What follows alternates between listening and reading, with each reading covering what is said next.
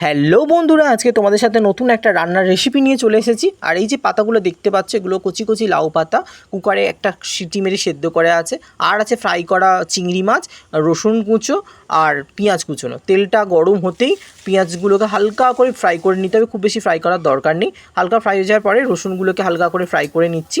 তারপরেই দিয়ে নিয়েছিলাম 4টে শুকনো লঙ্কা। তোমরা চাইলে যারা ঝাল বেশি খাও তারা আরও অনেক লঙ্কা দিতে পারো, কোনো অসুবিধা নেই।